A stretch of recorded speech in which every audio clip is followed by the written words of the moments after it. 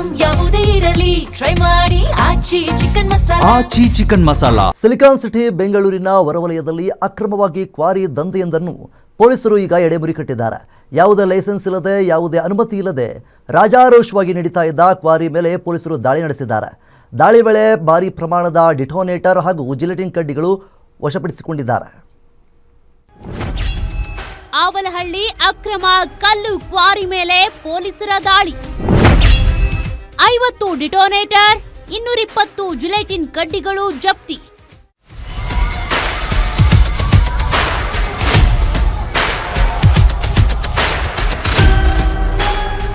ಬೆಂಗಳೂರು ಹೊರವಲಯದ ಆವಲಹಳ್ಳಿ ಪೊಲೀಸ್ ಠಾಣಾ ವ್ಯಾಪ್ತಿಯ ಯರಪ್ಪನಹಳ್ಳಿಯ ವಿಧಾನಸೌಧ ಲೇಔಟ್ ಇಲ್ಲಿನ ವೆಂಕಟೇಶ್ವರ ಗ್ರಾನೈಟ್ಸ್ ಎಂಬ ಕಂಪನಿಯಲ್ಲಿ ಈ ಅಕ್ರಮ ಕಲ್ಲಿನ ಕ್ವಾರಿ ದಂಧೆ ನಡೀತಾ ಇತ್ತು.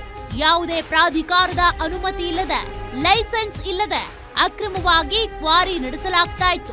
ಕಳೆದ ವರ್ಷವೇ ನಿಯಮಗಳನ್ನ ಉಲ್ಲಂಘಿಸಿದ ಹಿನ್ನೆಲೆ ಈ ಕ್ರಷರ್ ಮಾಲೀಕನ ಲೈಸೆನ್ಸ್ ಅನ್ನ ರದ್ದು ಮಾಡಲಾಗಿತ್ತು.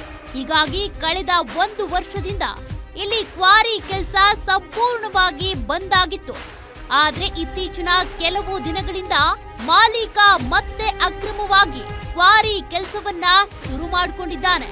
ಈ ಅಕ್ರಮ ಕ್ವಾರಿಯ ಕಿರಾತಕರು ಹಗಲಿನಲ್ಲಿ ಸುಮ್ಮನಿದ್ದು ರಾತ್ರಿ ವೇಳೆ ಅಕ್ರಮವಾಗಿ ಕಲ್ಲು ಕೊರೆಯುವ ಕೆಲಸಗಳನ್ನ ಮಾಡ್ತಿದ್ರು. ಇದರಿಂದ ಬೇಸತ್ತ ಸ್ಥಳೀಯರು ಈ ಬಗ್ಗೆ ಆವಲಹಳ್ಳಿ ಪೊಲೀಸರಿಗೆ ದೂರು ಕೊಟ್ಟಿದ್ರು. ಕಳೆದ 4ನೇ ತಾರೀಕು ರಾತ್ರಿ ಗಸ್ತು ತಿರುಗುತ್ತಿದ್ದ ಆವಲಹಳ್ಳಿ ಇನ್ಸ್ಪೆಕ್ಟರ್ಗೆ ಈ ಬಗ್ಗೆ ಖಚಿತ ಮಾಹಿತಿ ಸಿಕ್ಕ ತಕ್ಷಣವೇ ಪೊಲೀಸರ ತಂಡ ಸ್ಥಳದ ಮೇಲೆ ದಾಳಿ ನಡೆಸಿದೆ. ಪೊಲೀಸರು ದಾಳಿ ಮಾಡಿದಾಗ ಅಲ್ಲಿ ಸಿಕ್ಕ ದೃಶ್ಯ ಕಂಡು ಕಾಕಿ ಪಡೆಗೆ ಶಾಕ್ ಆಗಿದೆ. ಅಲ್ಲಿ ಕಲ್ಲು ಸ್ಫೋಟಿಸೋದಕ್ಕೆ ಸಂಗ್ರಹಿಸಿಡಲಾಗಿದ್ದ ಭಾರಿ ಪ್ರಮಾಣದ ಸ್ಫೋಟಕಗಳು ಪತ್ತೆಯಾಗಿವೆ.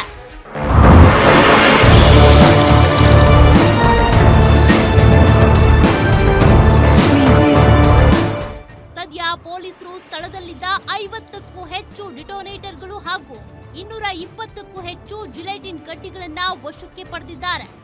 ಈ ಸಂಬಂಧ ಅಕ್ರಮ ಎಸಗುತ್ತಿದ್ದ ವೆಂಕಟರಮಣ ರೆಡ್ಡಿ, ಲೋಕೇಶ್ ರೆಡ್ಡಿ, ವಿಕಾಸ್, ತೋಹಿದ್ ಹಾಗೂ ಸಂದೀಪ್ ಎಂಬ 5 ಮಂದಿ ಆರೋಪಿಗಳ ವಿರುದ್ಧ ಆವಲಹಳ್ಳಿ ಪೊಲೀಸರು ಪ್ರಕರಣ ದಾಖಲಿಸಿದ್ದಾರೆ.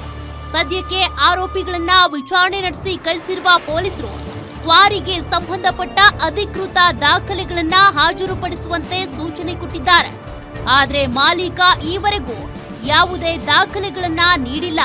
ಇಷ್ಟೊಂದು ಭಾರಿ ಪ್ರಮಾಣದಲ್ಲಿ ಸ್ಫೋಟಕಗಳನ್ನ ಸಂಗ್ರಹಿಸಿಡಲು ಹೇಗೆ ಸಾಧ್ಯ ಎಂಬ ಬಲವಾದ ಅನುಮಾನ ಪೊಲೀಸರಲ್ಲಿ ಮೂಡಿದೆ.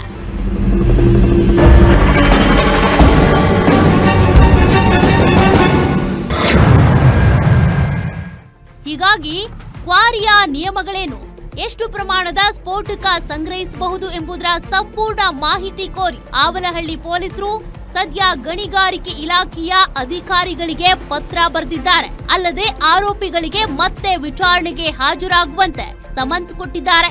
ಇದೀಗ 5 ಮೇಲೆ ಎಫ್ಐಆರ್ ದಾಖಲಾಗಿದ್ದು 50ಕ್ಕೂ ಹೆಚ್ಚು ಡಿಟೋನೇಟರ್, 220ಕ್ಕೂ ಹೆಚ್ಚು ಜಿಲೆಟಿನ್ ಕಡ್ಡಿಗಳು ಕಾಕಿ ವಶಪಡಿಸಿಕೊಂಡಿದೆ. Ajay Kumar, crime bureau, guarantee news, Bengaluru.